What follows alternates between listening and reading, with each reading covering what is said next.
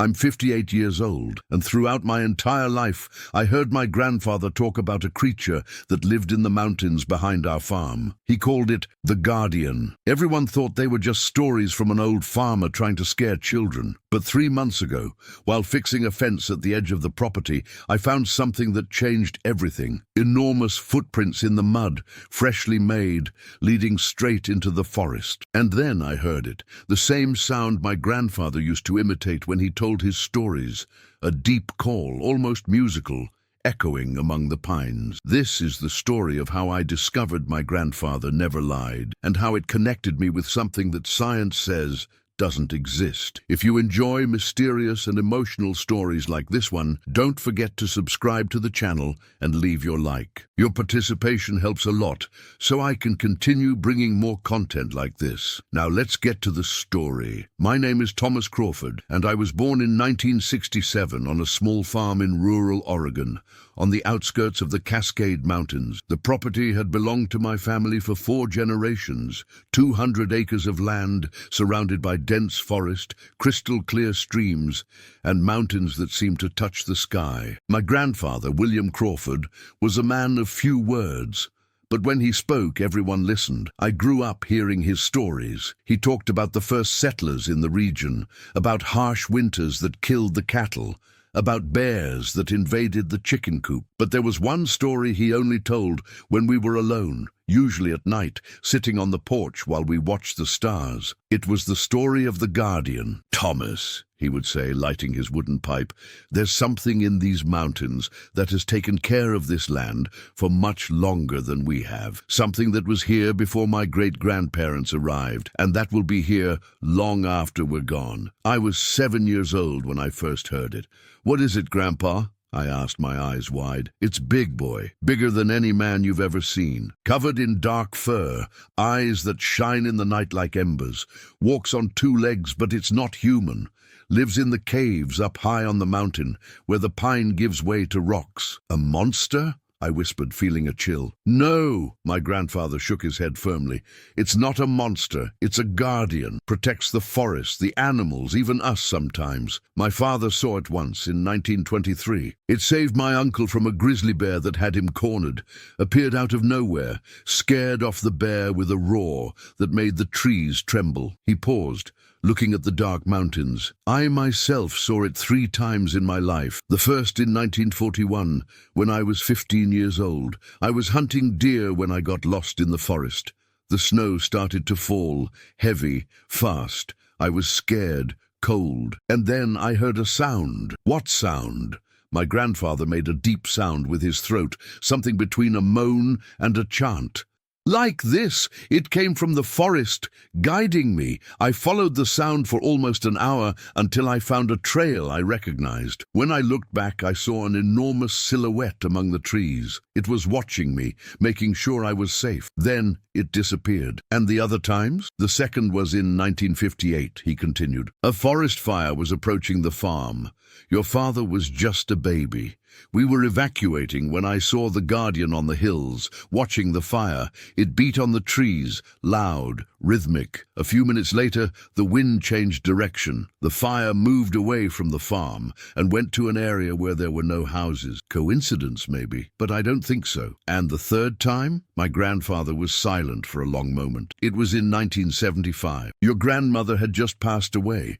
I was devastated, walking alone through the mountains, crying like I hadn't cried since I was a child. I sat on a rock beside the stream and let it all out. When I raised my eyes, he was there, on the other side of the stream, watching me. Didn't move, made no sound, just stayed there, as if he understood my pain. We stayed like that for maybe 5 minutes. Then he turned and left. But I felt comfort, as if he was telling me everything would be okay. These stories fascinated me throughout my childhood. I spent hours exploring the forest, looking for signs of the Guardian. I found strange footprints sometimes, too large to be from a bear, but my father always said it was just the imagination of a child, influenced by his grandfather's stories. When I turned 18, in 1985, I left the farm to study engineering in Portland. I built a career, got married, had children. Life took me away from the mountains and the stories of childhood.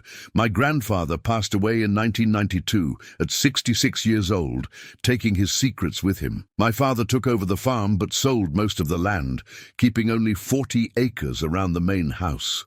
I visited occasionally, but the farm was no longer the magical place of my childhood. It was just a rural property, common, without mysteries. Then a year ago, my father suffered a stroke. He survived, but could no longer take care of the farm alone. My sister lived in California, with no interest in returning. So, at 57 years old, I made a decision that surprised my wife and children. I quit my job and came home. "Thomas, are you sure?" my wife Margaret asked. "You spent 40 years building your career. Now you're going to be a farmer?" "It's not just about the farm," I explained. "It's about family, about my roots, about something I can't explain, but I feel I need to be there." We moved in March 2024. The farm was different.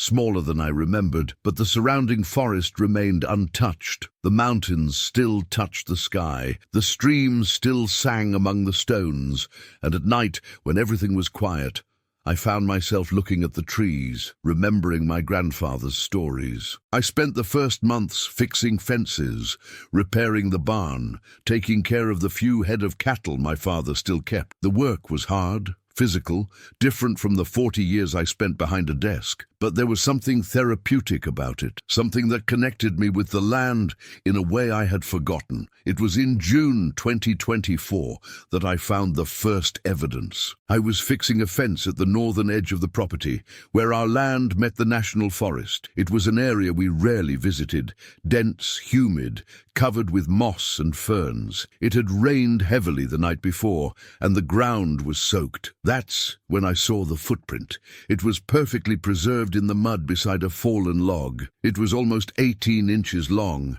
5 toes clearly visible, wider than any human foot. It wasn't from a bear. Bears have long claws and toes closer together. This was different. It was a humanoid footprint, but enormous. My heart started beating faster. I looked around and saw more footprints, a trail leading into the forest. They were recent, probably made during the night or early morning.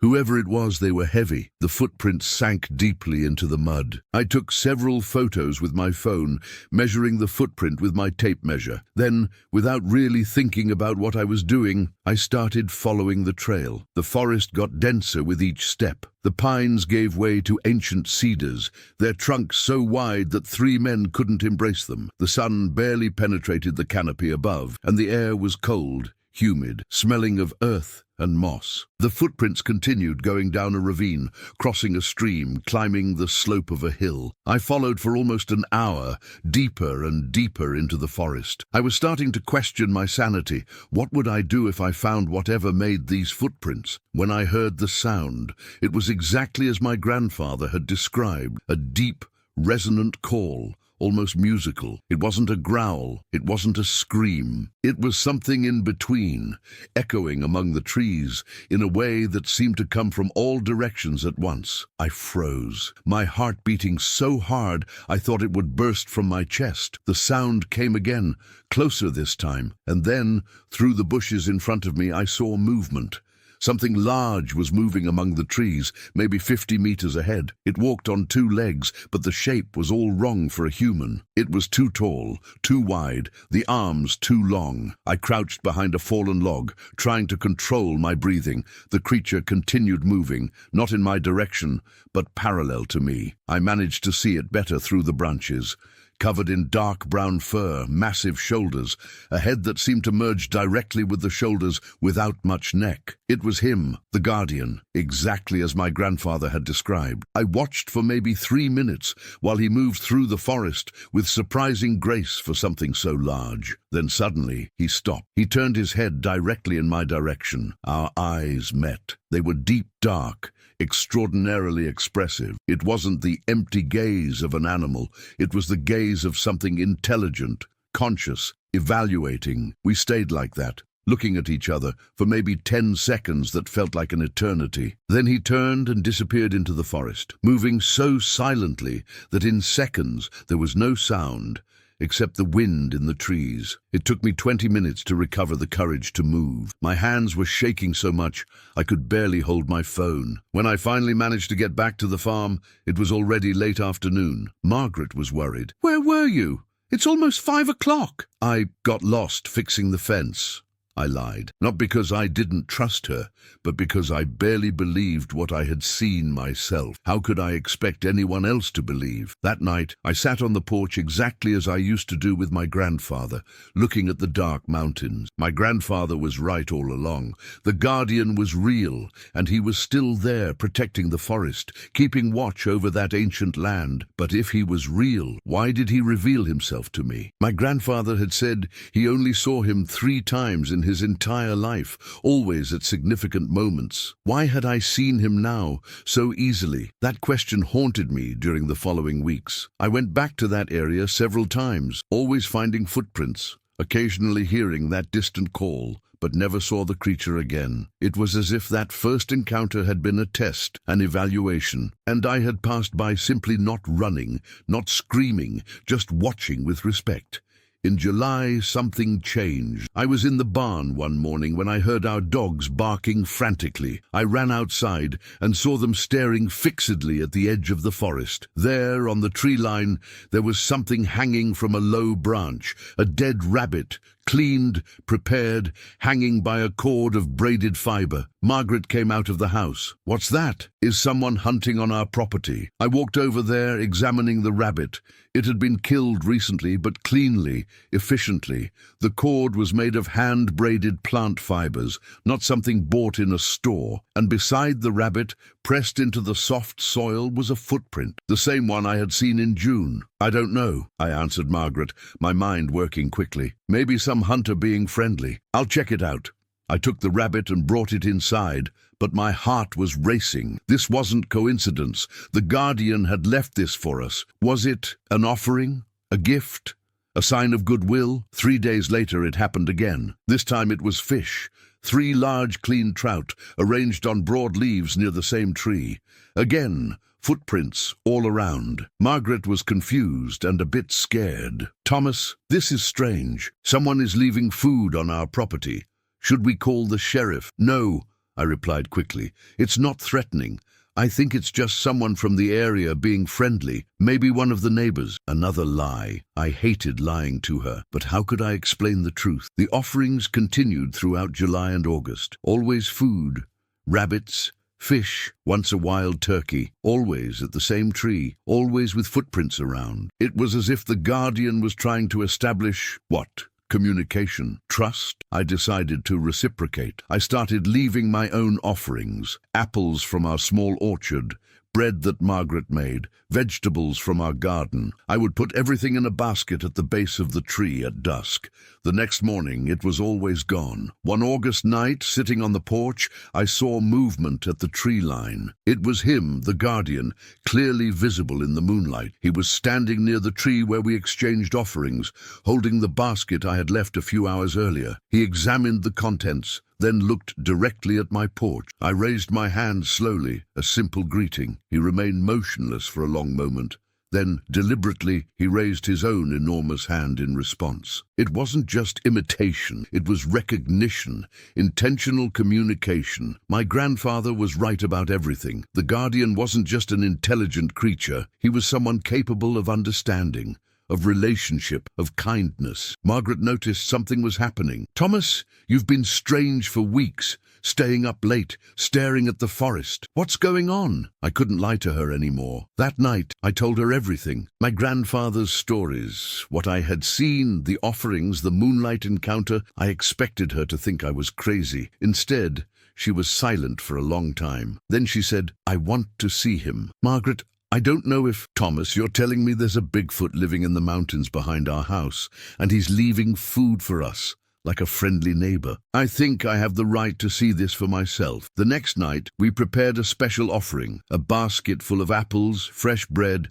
honey from our beehive, and vegetables. We placed it near the tree at sunset, then positioned ourselves on the porch, waiting. The moon was full, illuminating the forest with silver light. We waited for hours. Margaret was starting to get tired when I saw movement. "There," I whispered, pointing. He emerged from the trees, even more impressive in the moonlight than I remembered. He had to be at least 8 feet tall, maybe more, shoulders as wide as a door, covered in fur that seemed almost to glow in the moonlight. Margaret grabbed my arm, speechless. The guardian approached the basket, moving carefully, constantly looking in our direction. He crouched down, examined the contents, then did something extraordinary. He picked up one of the apples, took a bite, and I swear I saw pleasure in his expression. Then he looked at us and made that sound, the deep musical call, but this time it was softer, almost grateful. I waved again. He responded with his own wave, then disappeared into the forest,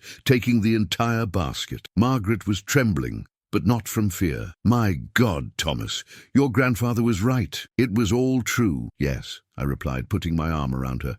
It always was. That was in August 2024. Now, 3 months later, we've established a routine. Every night we leave food at the tree. Almost every morning he leaves something in return. Fish, small game, once a wild honeycomb still dripping. It's an exchange, a relationship built on mutual respect. I still haven't gotten close to him, haven't tried to follow him or discover where he lives. I feel that would break the trust we've built. He shares what he wants to share, and I respect his boundaries. But sometimes, when I'm working in the more remote areas of the farm, I feel like I'm being watched. I look up and see a shadow in the trees, large and motionless. He's watching over, making sure I'm safe, just as he did for my grandfather and my great-grandfather before him. Margaret now believes completely. She even started leaving her own special offerings, cakes, pies, things she knows he seems to like. If we're going to have a neighbor, she says, we should be good neighbors. We haven't told anyone. My adult children think we're just enjoying rural retirement. The neighbors have no idea, and it will stay that way. The guardian trusted us, just as he trusted my family for generations. We won't betray that trust. My grandfather once told me that some things aren't meant to be understood or explained, just respected. He was right. There are mysteries in these mountains, things older than our cities, our roads, our civilization, and maybe that's better. Last night, when I left the usual offering, I added something special, an old photo of my grandfather, framed. It was of him at 40 years old, standing on the same porch where I was now, looking at the same mountains. I wrote on the back, William Crawford, 1950. He always spoke of you with respect. This morning, the photo was still there, but beside it was a smooth stone, perfectly round, polished by the river. On it, scratched carefully, were 2 simple symbols, a circle with lines radiating outward, the sun, and a tall humanoid figure with raised arms, him and me. Recognition, understanding. My grandfather knew that one day I would return. He knew the guardian would still be here, and he knew that when the time came, the creature would reveal itself to me as it revealed itself to him. This is the story he wanted me to know. Not about monsters in the mountains, but about coexistence, about mutual respect, about the possibility of connection across barriers we think are insurmountable. I'm 58 years old, and I finally understand what my grandfather tried to teach me during all those nights on the porch. We're not alone in this world. There are others here, as ancient as the stones, as permanent as the mountains. And if we treat them with respect, if we offer friendship instead of fear, they will reciprocate in the same way. The guardian is still there in the mountains, still watches over the forest, and now he takes care of my family, as he took care of my grandfather, my great-grandfather, and all the Crawfords who cultivated this land. Margaret and I plan to spend the rest of our lives here, maintaining this tradition, this silent relationship. And who knows, maybe one day our grandchildren will visit, and I'll take them to the porch at night, point to the dark mountains, and tell them about the guardian, just as my grandfather did with me. Because some stories are true, even when no one believes them. Some creatures exist, even when science says they're impossible, and some friendships transcend species, language, everything we think defines us. I leave offerings at the tree every night, and every morning something has been left in return. This is how we live now. This is how we've lived for generations, and this is how we will continue to live, protecting the secret, honoring the trust, keeping alive the connection between my world and his, because in the end, we're not so different. We both love our families. We both protect our home. We both just want to live in peace. And in these ancient mountains, under these trees that have seen generations pass, we've found a way to do exactly that. The Guardian is real, and he's waiting in the shadows among the pines, watching over all of us. September arrived, bringing the first autumn rains, and with them, a change in our relationship with the Guardian. It was on a foggy morning when Margaret called me from the kitchen, her voice urgent. "Thomas, come see this." I ran to the window facing the forest. There in the clearing near the offering tree, the Guardian was standing completely visible in daylight. This had never happened before. He always came at night, always cautious, always in the shadows. But this time was different. He was looking directly at our house, and even from a distance I could see something was wrong. His movements were agitated, restless. He made that deep sound several times, but there was urgency in it. "He wants something," Margaret whispered. "He's trying to tell us something." I grabbed my binoculars and looked closer. The Guardian was gesturing, pointing to the forest behind him, then to us, then back to the forest. The pattern repeated 3 times. "He wants us to follow him," I said, my heart accelerating. "Thomas, is it safe?" I looked at her. "He's had months to hurt us if he wanted. Never showed aggression. If he's asking for help, then let's go," Margaret finished, already grabbing her coat. We dressed quickly in appropriate hiking clothes. I grabbed my backpack with water and basic supplies, and we left. The Guardian was still in the clearing, waiting. When he saw us leaving the house, he turned and began walking toward the forest, but slowly, constantly looking back to make sure we were following. We followed for almost an hour, climbing higher and higher up the mountain. The terrain became steeper, rockier. Margaret was out of breath but remained determined. The Guardian adjusted his pace to ours, waiting whenever we needed to rest. Finally, he stopped near a rocky area where the forest gave way to stone cliffs. He pointed to an opening between the rocks, a cave partially hidden by dense bushes. Then he made that sound again, softer now, almost pleading. "He wants us to go in there," I said. I grabbed my flashlight and we approached the entrance. The Guardian didn't follow us. He stayed outside, watching, waiting. The cave was small, just a few meters deep, but what we saw inside made our hearts stop. At the back of the cave, lying on an improvised bed of moss and fern leaves, was another creature, smaller than the Guardian, with lighter fur, spotted with grey. She was a female, and she was badly hurt. I could see a large wound on her leg, swollen and infected. She was feverish, trembling, her breathing shallow and labored. Her eyes, though clouded with pain, watched us with a mixture of fear and desperate hope. "My God," Margaret whispered. "She's in really bad shape." I went back to the cave entrance. The Guardian was there, and now, seeing him in this new light, everything made sense. He wasn't just a guardian of the forest. He was a companion, desperate to save someone he loved. "I'll get supplies," I said to Margaret. "Stay here. Try to keep her calm." I ran down the mountain faster than I had run in 30 years. At the farm, I gathered everything that could help.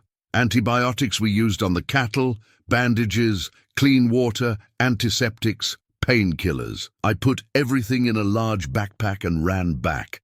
The Guardian was still waiting, his expression almost human in its anxiety. When he saw me returning with the backpack, he made that sound of gratitude I had heard before, but more intense, more emotional. Margaret had managed to get close to the female. "She's letting me get near," Margaret said softly. "I think she understands we're trying to help." I spent the next 2 hours working on the female's leg. The wound was deep, probably from a fall or getting caught between rocks. It was severely infected. I cleaned as best I could, applied antiseptic, then clean bandages.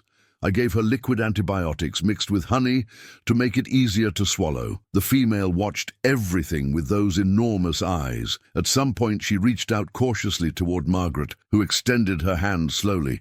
The creature smelled it, then touched her fingers gently. Margaret began to cry silently. The Guardian remained at the entrance the entire time, watching our every move, but not interfering. He trusted us completely. When I finished, I sat down, exhausted. "She needs time and rest. The antibiotics should fight the infection, but it'll take days." "We can't leave them here alone," Margaret said firmly. "I'll stay. You go back, get more supplies, food, blankets." "Margaret, Thomas, She's someone suffering and alone. I understand what she's feeling. I'll stay. I looked at the Guardian. He looked back, and I swear I saw gratitude in his eyes. I nodded, a silent agreement, then started down the mountain again. The next 5 days were the most extraordinary of my life. Margaret and I took turns staying in the cave, caring for the female and keeping her company. The Guardian hunted and brought food, not just for his companion, but for us too. He treated us as part of his group, his family unit. We gave her a name. She became Luna because of her light eyes that shone like moonlight. Luna gradually warmed to us. She showed us things about herself and her species that we never imagined. She communicated through complex gestures, simple drawings she made in the cave dirt, and varied sounds. We managed to understand basic stories. How she and the Guardian had known each other for years, how they lived in the higher mountains but came down when she got hurt. She showed us that they ate specific plants for different purposes, some for energy, others for healing, others for sleep. She had knowledge of the forest that would take decades for a human to learn. One night, while Margaret slept leaning against the cave wall, the Guardian sat beside me at the entrance. We stayed like that for a long time, just looking at the stars. He pointed to the sky, to a specific constellation, Orion. Then he pointed to himself, then to the forest, then back to the stars. Was he trying to tell me something about origins, about where his species came from? I couldn't fully understand, but the intention was clear. He wanted me to know they had history, culture, knowledge passed through generations. I placed my hand on the ground between us. He looked at it for a moment, then placed his own enormous hand beside mine. The differences were obvious. His fingers were thicker, the palm wider, the skin covered with fur, but the similarities were also undeniable. 5 fingers, opposable thumb, nails, not claws. We're not so different, are we? I whispered. He made a soft sound that I interpreted as agreement. On the 6th day, Luna was significantly better. The fever had passed, the infection was receding, and she could stand and walk a little. She was clearly relieved and grateful. The Guardian looked at me and Margaret, then at Luna. He brought his hands together, then opened them toward us. A universal gesture of gratitude. "You're welcome," Margaret said, her voice emotional. "Take care of her." We knew it was time to go. Luna needed to recover her strength in peace. Our part was done. The Guardian accompanied us to the edge of his territory, closer to the farm than he had ever come during the day. Before leaving us, he did something I'll never forget. He knelt down, reducing his immense height to be at the same level as us. Then he placed one hand on my shoulder and another on Margaret's. The weight was considerable, but the touch was gentle, respectful. He looked into each of our eyes, holding contact for several seconds. There could be no misunderstanding. It was a thank you, an acknowledgement, a bond formed through compassion and trust. Then he stood up, turned, and disappeared into the forest. The weeks that followed were of adjustment. We returned to our routine of leaving offerings, but now with a deeper understanding of who they were for. It wasn't just an exchange with a mysterious creature. It was helping to feed someone we knew, who we had cared for, who had trusted us in their most vulnerable moment. Luna recovered completely. We saw her once in November, strong and healthy again, watching from afar. When our eyes met, she waved, a deliberate, intentional gesture. I waved back, and the Guardian. He continued being what he always was, a guardian, but now he was also a friend. Sometimes we saw him on the hills watching over.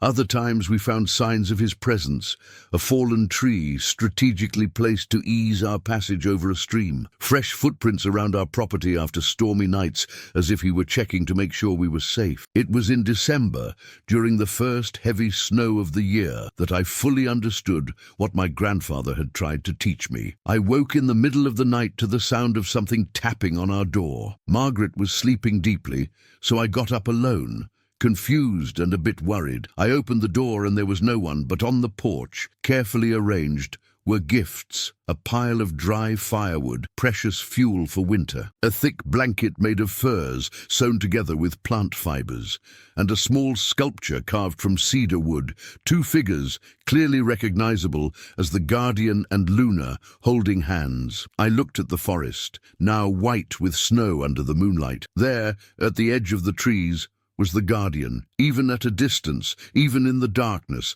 I could see his familiar silhouette. I raised my hand in greeting. He responded the same way. Then for the first time, he did something different. He placed his hand over his heart, then pointed at me. I did the same, hand on heart, pointing at him. Family, love, gratitude. It didn't matter that we didn't share language or species.